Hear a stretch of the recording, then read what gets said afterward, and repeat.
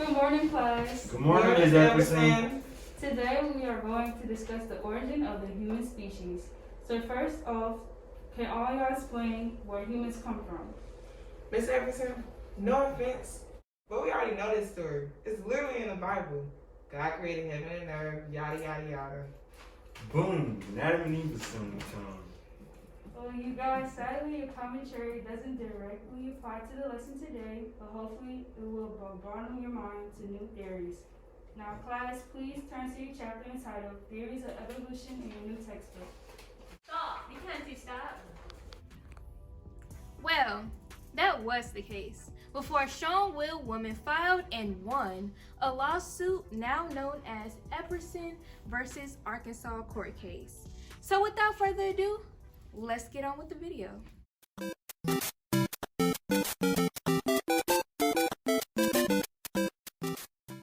First, we need to address what happened before the case became the case, starting with the Scopes trial. Well, Sharice, what is the Scopes trial? In 1925, a high school teacher named John T. Scopes decided to go against the Butler Act, passed in Tennessee, which prohibited the teaching of the good old Charles Darwin theory of evolution, thus the Scopes trials. Although in the end, he lost the case, he brought the theory of evolution to the forefront of controversial topics during this time period. 3 years later, Arkansas hopped on the bandwagon and enacted an anti-evolution law upon popular demand. Now we can talk about Miss Susan Epperson. She was just another scientifically inclined high school teacher employed to teach biology to 10th graders. But in 1965, the Little Rock School Administration adopted the modern biology textbook for the 1965 to 1966 school year. The textbook incorporated a chapter recognizing Charles Darwin's theory of evolution.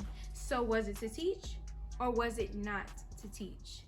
As a science teacher, she advocated for the expansion of her students' knowledge and initiated a lawsuit for the nullification of the anti-evolution law, and also fought to keep her position. 3 years later, the Arkansas Supreme Court came to a unanimous decision. Drum roll, please. Epperson gained victory over the Arkansas state under the Establishment Clause of the First Amendment, which is protected by the 14th Amendment. Although 7 judges, which were Warren, Black, Douglas, Brennan, White, and Marshall, agreed on this ruling, the other 2, Harlan and Fortis, believe Epperson's win should be based on either due process of the 14th Amendment or free speech clause of the First Amendment. So now, let's get to the overall point of the video. What impact did Epperson versus Arkansas have on society? Well, immediately following the case, the state of Arkansas had to nullify the anti-evolution law because it was seen as unconstitutional, because you cannot teach creationism as a part of public school curriculum. The Supreme Court decision brought light to the growing legal emphasis on separation of church and state. In classrooms today, Charles Darwin's theory of evolution is implemented into the curriculum. There are even classes based solely on evolution itself. Because of Susan Epperson's due diligence, teachers can no longer be suspended for teaching all of the discoveries of science.